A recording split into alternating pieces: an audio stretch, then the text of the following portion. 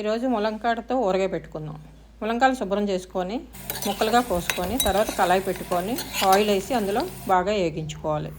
3 స్పూన్లు ఆవాలు, 1 స్పూన్ మెంతులు, ఇవి 2 కలిపి వేగించుకోవాలి. కొద్ది దోరగా, ఎక్కువ వేగించుకోకూడదు, కొద్దిగా వేగించుకుంటే సరిపోతుంది. వేగించుకొని పౌడర్స్ వేసుకొని కొద్దిగా చింతపండు వేడి నీళ్ళు పెట్టుకొని కొద్దిగా గుజ్జులా తీసుకొని అది మరిగించుకోవాలి కొద్ది దగ్గర పడిందాకా.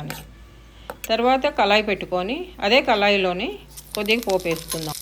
ఆవాలు, జీలకర్ర, ఎండుమిరపకాయ, కరివేపాకు, ఎల్లుల్లిపాయలు.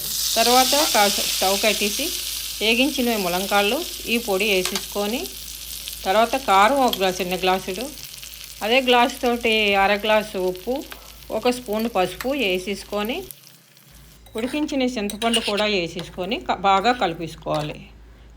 ములంకాడ ఊరగాయ రెడీ. ఉప్పు కారం చూసుకొని వేసుకోండి.